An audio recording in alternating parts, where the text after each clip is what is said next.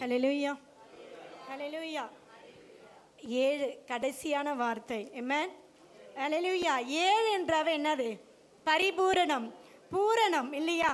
ஆண்டவராகிய இயேசு கிறிஸ்து இந்த உலகத்துக்கு எதற்காக வந்தாரோ அந்த வார்த்தை என்ன பண்ணுது? பரிபூரணம் அடைகிறது. லூக்கா 23:46 யாராவது எடுத்து வாசிங்க.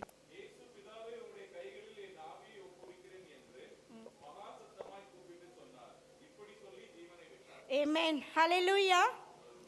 மகாய் சத்தமாய் கூப்பிட்டார். அதுக்கு முன்னாடி என்ன பண்ணாராம்? பிதாவே உம்முடைய கைகளில் என் ஆவியை ஒப்புவிக்கிறேன். ஹல்லேலூயா.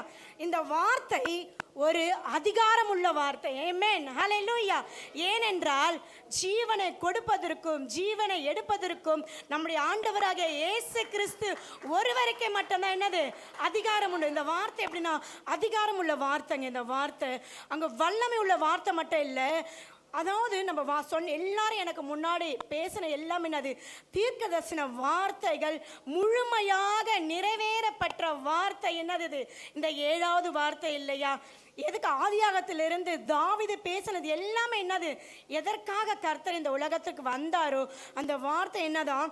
நிறைவேற்றப்பட்ட ஒரு வார்த்தை, ஒரு ஒப்புவிதலுக்கான ஒரு வார்த்தை, ஒரு வெற்றி உள்ள வார்த்தை, ஒரு பரிபூரணம் அடைந்த ஒரு வார்த்தை. ஆமென். ஹல்லேலூயா. பிதாவே உம்முடைய கைகளில் என் ஆவியை ஒப்புவிக்கிறேன். அதாவது இந்த கர்த்தர் இந்த சிலுவையின் பாடுகளை அடைவதற்கு முன்பாக என்ன பண்ணுவார்னா ஒலிவ மலைக்கு போவார்.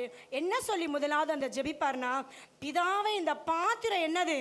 என்னை விட்டு நீங்கும்படியாய் செய்யுங்க. ஆனாலும் என்னது? என்னுடைய சித்தம்படி இல்லப்பா, உங்களுடைய சித்தம். ஆமென். அதான் கர்த்தர் சொல்றார், ஏசப்பா உங்களுடைய சித்தத்தை நான் என்ன பண்ணிட்டேன்? முடிச்சிட்டேன். எதற்காக என்ன அனுப்புனீங்களோ அந்த காரியத்தை நான் என்ன பண்ணியிருக்கேன்? முடிவு பெற்றுட்டேன்னு என்ன பண்றாராம்? சொல்றாராம். அப்படியே கைகளில் ஒப்புவிக்கிறேன்னா என்னன்னா, நான் எதற்காக என்ன அனுப்புனீங்களோ அதெல்லாம் நான் என்ன பண்ணிட்டேன்? சரியா செஞ்சுட்டு ஒப்புவிக்கிறேன் என்று சொல்லி மகா சத்தமாய் என்ன கூப்பிட்டு தன்னுடைய ஜீவனை விட்டாராம்.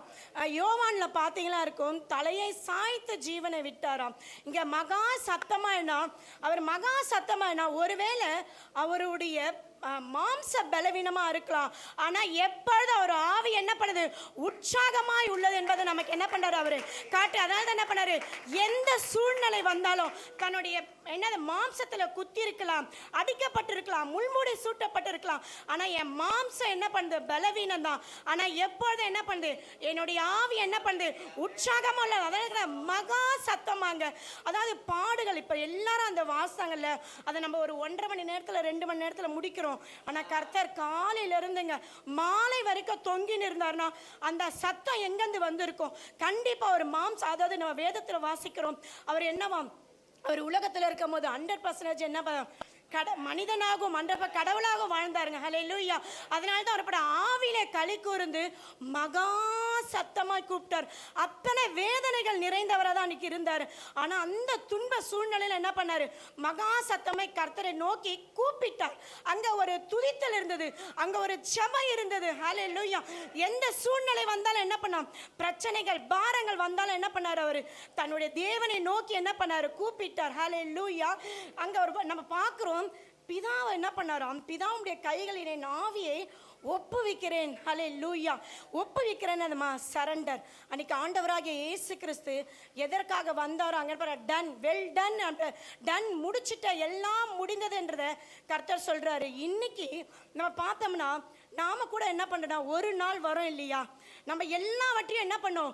ஒப்புவிக்க வேண்டிய சூழ்நிலையை கர்த்தர் நமக்கு காட்டுகிறாருங்க. இதுல அவர் ஏன் தெரியுமா பிதா கையில ஒப்பு கொடுறேன்னு சொல்றாருன்னா, ஏன்னா மரணம் அப்புறம் என்ன பண்ணுது? மரணம் நம்ம கிறிஸ்தவர்களா இருக்கிற மரணத்தை பார்த்து ஒரு நாள் என்ன பண்ணக்கூடாது? பயப்படவே கூடாது. ஒருவேளை உலகத்தார் என்ன பண்றாங்க? மரணத்தை பார்த்து பயப்படுறாங்க. ஆனா கர்த்தர் நமக்கு கர்த்தர் ஒரு முன்மாதிரி. எல்லாமே அவர் வாழ்ந்தது எல்லாமே நமக்கு என்ன பண்ணியிருக்காரு? ஒரு முன்மாதிரியா தான் வாழ்ந்தாரு. அப்பதான் சொல்றாரு, ஏனென்றால் ஜோதிகள் பிதாவின் இடத்துல தான் என்ன பண்ண போகுது?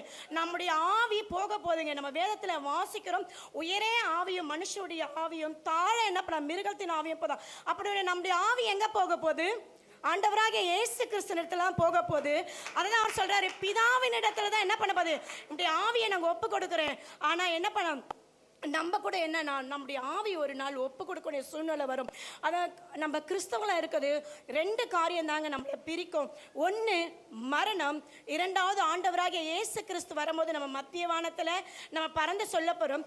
அதாவது பிதாவுடைய கைகளில் என் ஆவியை ஒப்புவிக்கிறேன்னா ஒரு நாள் நமக்கு ஒப்புவிக்க வேண்டிய சூழ்நிலை வரல. அப்போ கர்த்தர் வந்தீங்க பார்த்தீங்கன்னா எல்லாம் முடிஞ்சிச்சு.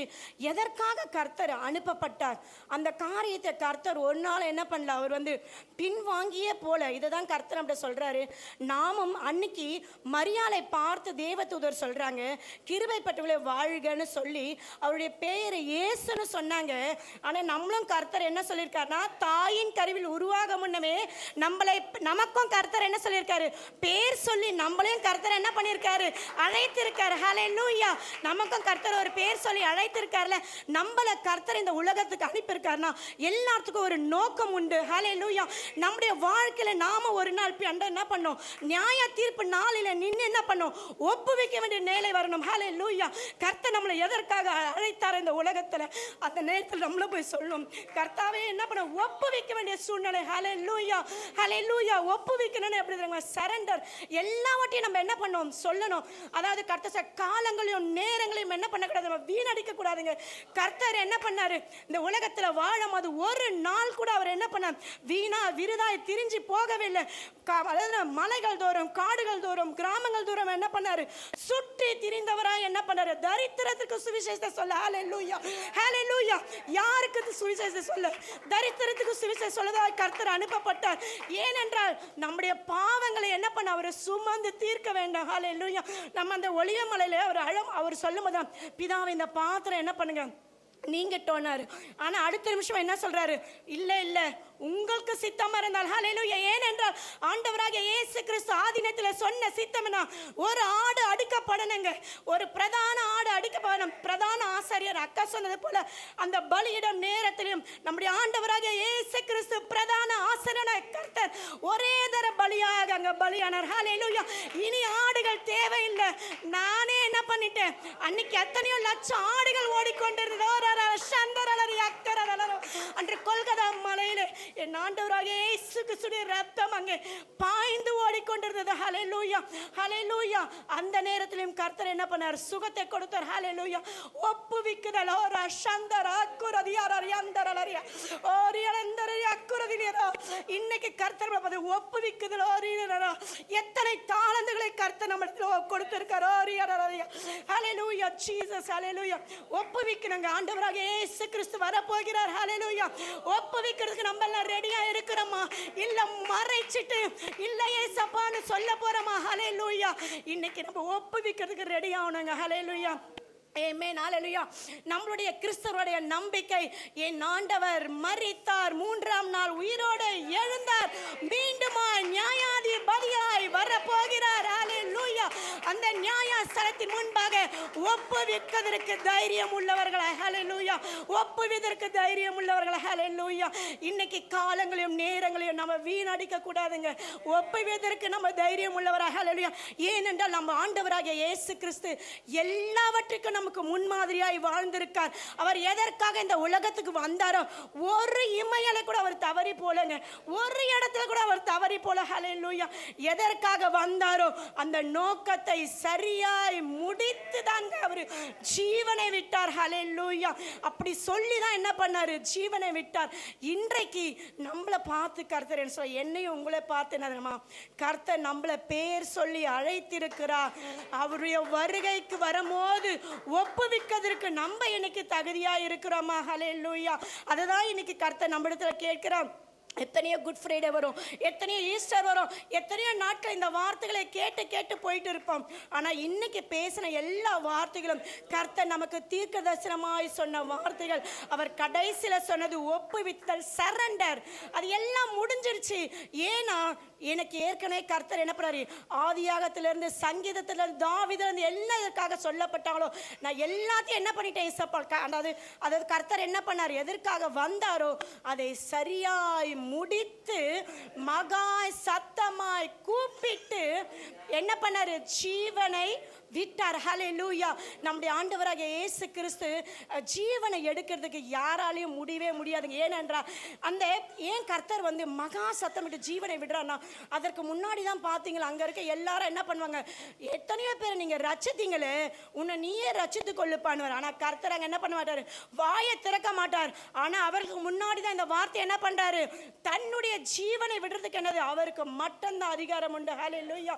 ஆண்டவராகிய இயேசு கிறிஸ்து சொல்றார், உலகம் எங்க போய் சர்வ சிருஷ்டிக்கும் சுவிசேஷம் சொல்லும் போது ஆண்டவராகிய இயேசு கிறிஸ்து வரும்போது நம்ம என்ன பண்ண போறோம்?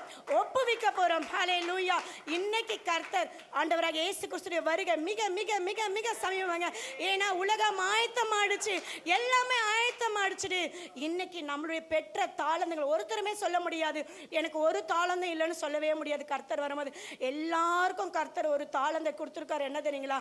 அது இயேசுவே உண்மையான தெய்வம். அவருடைய அன்பை சொல்ற ஒரு தாளந்து அதை நம்ம வாங்கியிருக்கோம்ல. அன்னைக்கு சொன்னார்ல கர்த்தர், என் பிதாவிடத்தில் பெற்றுக்கொண்டதை தான் என்ன பண்ணார்? அவர் ஒப்புவித்தாருங்க. நாம ஆண்டவராக இயேசு கிறிஸ்துல நம்ம ஒன்று பெற்றிருக்கிறோம். அந்த சுவிசேஷத்தை பெற்றுக்கொள்ள ஆண்டவராக இயேசு கிறிஸ்து வரும்போது ஒப்புவிக்கும் போது அப்ப சொல்லும் போது தான் சொல்வாரு, உண்மையும் முத்தமுள்ள ஊழியக்காரனே அப்படின்னு என்ன பண்ணுவாரு? நம்ம கர்த்தர் இடத்துல ஒப்புவிக்கும் போது கர்த்தர் நமக்கு ஒரு ஆன்சர் பண்ணார். உண்மை முத்தமுள்ள ஊழியக்காரனே வான்னு சொல்வார்ல. இந்த கர்த்தர் நமக்கு இன்னைக்கு பார்த்து ஒப்புவித்தல், சரண்டர் எல்லாமே என்ன பண்ணோம்? இன்னைக்கு நம்ம நிதானித்து அறியறது என்ன தெரியுமா? ஏசப்பா, நீங்க இந்த உலகத்துக்கு வந்தீங்க, என்னுடைய பாவங்களை சுமந்து தீர்த்தீங்க. இந்த வார்த்தை ஒரு பரிபூர்ணமான வார்த்தைங்க, ஒரு வெற்றி உள்ள வார்த்தை, ஒரு அதிகாரமுள்ள வார்த்தை. அங்க கர்த்தர் பேசுறது ஒரு அதிகாரமுள்ள வார்த்தை. இந்த அதிகாரத்தையும் இந்த வெற்றியும் நமக்கு கொடுத்துருக்க ஏன் தெரியுமா? ஆண்டவராக இயேசு கிறிஸ்துவின் நாமத்தில் நம்ம ஒவ்வொருவரும் ஞானஸ்தானம் பெற்றிருக்கோங்க. அதனால அந்த அதிகாரத்தை நமக்கு இருக்கு. நமக்கு அற்புதங்களும் அடையாளங்களும் என்ன சொல்றார் கர்த்தர்? என்னை காட்டிலும் பெரிய காரியங்களை செய்வேன்னு சொல்லும் போது நாமும் பிதாவானவர் ஆண்டவராக இயேசு கிறிஸ்து வரும்போது நம்ம பெற்ற ரட்சிப்பை என்ன பண்ணோமா? எத்தனை பேர் என்ன பண்ணணும்னு சொல்லிட்டு ஒப்புவிக்கிறதுக்கான ஒரு கிருபையை நம்ம இன்னைக்கு செய்வோங்க. ஆண்டவராக இயேசு கிறிஸ்து நமக்காக அடிக்கப்பட்டார். நமக்காக அடிக்கப்பட்டார், நம்முடைய பாவங்களுக்காக அடிக்கப்பட்டது. நம்மளோட போகக்கூடாது.